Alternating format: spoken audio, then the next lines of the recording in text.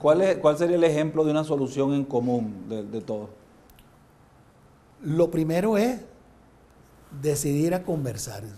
Eso es lo primero que tiene que ser común a todos. Esto se resuelve si nos sentamos a conversar y a buscar unas soluciones mínimas para aplicarlas. Soluciones que después tenemos que ejecutar entre todos. Tenemos que hacer un gobierno. El gobierno no ejecutó cuando se Un sentaron. gobierno de coalición. Hay que hacer donde participen todos. Hay gente brillante de lado y lado. Hay gente brillante, pero esos no son los que hablan. Esos no son los que van a la televisión. Esos no son los que hablan en la cámara.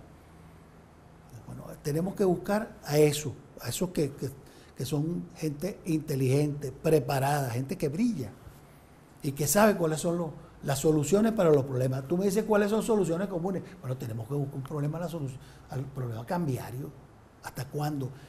En el año 2013 yo formé parte durante esos 2 años del Consejo de Estado. Y en junio del 2013 dije en ese Consejo de Estado que era imprescindible acabar con el control cambiario, porque las desviaciones que eso trae dentro de la economía eran insalvables e íbamos a meternos en un camino inflacionario indetenible, que las cifras, que los índices mundiales de crecimiento en los distintos países estaban cayendo y se iba a comprar cada vez menos petróleo, de manera que los precios iban a caer. Íbamos a tener muchas dificultades porque en nuestro país nosotros nunca supimos discernir y señalarle cuál es el sector de la economía que se le va a dar a los privados para que lo desarrollen sin cortapisa. ¿Cuál es el que va a asumir el Estado y cuál es el que van a asumir las empresas colectivas o cooperativas o como tú quieras llamarle?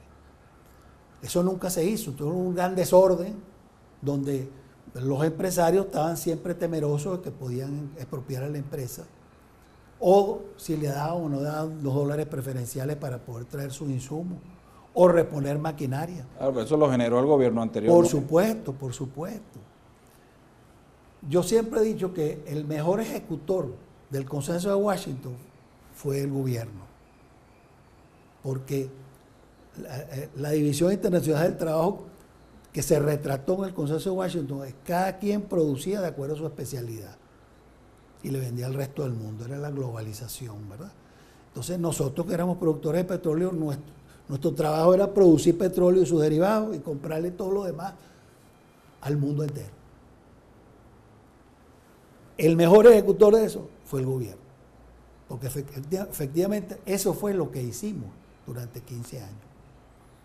Las pocas empresas que habían sustituido importaciones comenzaron a fracasar. Nosotros teníamos una empresa automotriz y eso no se lo achaco al gobierno de Chávez, se lo achaco al gobierno de Carlos Andrés Pérez, el segundo, que incorporaba casi el 30% de partes nacionales a cada automóvil. Eso significaba muchas empresas en toda esa área central de Valencia, Maracay, y le daba trabajo a mucha gente. Mucha gente. Vayan ustedes a ver eso como está ahorita. Desde la época de Carlos Andrés Pérez. Ya hubo un momento, porque es que nosotros hemos tenido unos alzas y bajas, ¿no? Cuando el gobierno de Luis Herrera, que decidieron enfriar la economía. Y entonces todas esas empresas que estaban en la zona del Hierro, que giraban alrededor de Sidor, que estaban en plena producción en esa época, bueno, empezaron a cerrar. Y eso se convirtió en... Se lo comió el monte. Uno iba y veía los galpones con el monte creciéndoles adentro. Porque así es como nosotros hemos manejado. Ahorita ya no hay galpones, ahorita hay monte. Ahorita hay puro monte. O sea, esto le pasó como una plaga pues a todo el sistema industrial instalado. Le pasó como una plaga. Y ponerlo en marcha otra vez, tocayo, eso es muy difícil. Eso necesita inversiones y para traer inversiones tenemos que estimular esas inversiones, tenemos que ofrecerle estímulos fiscales, seguridad jurídica e incluso pensar en facilitarles muchas otras cosas, porque hay que ponerse a tono otra vez con las nuevas tecnologías. Me imagino que muchas de esas plantas tienen tecnología vieja y tendrán que buscar maquinarias nuevas, o modificar las que tiene, o poner en marcha las que tiene. Entonces es un esfuerzo muy grande. Están enterrándolo todo. Aquí nadie va a querer hablar de revolución en los próximos 50 años gracias a ellos. Y te lo dice un chavista original. Chavista original que viene criticando desde hace mucho tiempo lo que está ocurriendo, ¿verdad? Y que francamente ahorita ya uno no puede guardar silencio frente a los acontecimientos que observas todos los días. Fíjese, volviendo al sistema de justicia, en su opinión, el sistema, ¿cómo contribuyó el sistema judicial a que llegáramos a este momento? Si fue así. El país está en una situación, en una crisis económica, pero no solo económica, hay una crisis social, hay una crisis moral en la ciudad, en la ciudadanía.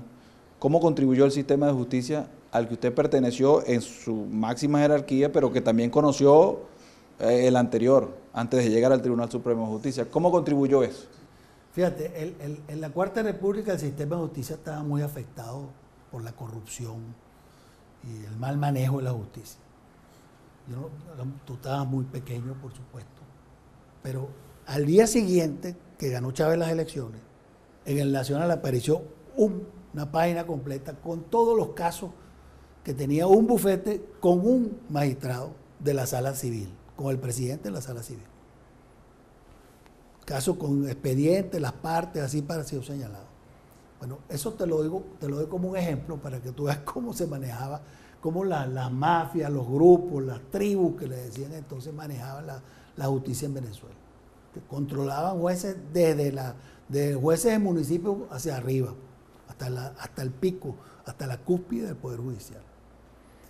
La idea con que entró el chavismo era muy buena y empezó a aplicarla, empezó a limpiar el Poder Judicial. El Banco Mundial le dio un préstamo a la República para el Poder Judicial para modernizar todo el sistema de archivo, para la automatización del Poder Judicial, en otras palabras.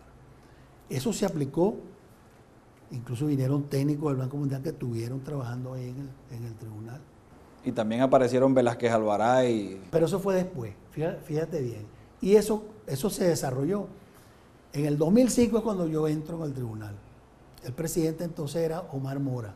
Pues ya eso había empezado con Iván Rincón. Omar Mora lo continuó. Y en el 2007, ya en el segundo año de Omar Mora, que hicieron un estudio, lo hizo la Cumbre Judicial Iberoamericana, de todos los sistemas judiciales iberoamericanos. Venezuela llegó de segunda, detrás de Brasil, muy cerquita. Países como España llegaron de séptimo. Así teníamos desarrollado el Poder Judicial, porque hacíamos concursos. ¿Y qué pasó? ¿Y qué pasó? Bueno, después que entregó el doctor Moradía, hubo 10 años con dos señoras que estuvieron ahí en la presidencia, donde no se hizo ni un concurso, donde todos los jueces eran nombrados y retirados al arbitrio de quien presidía la Comisión Judicial.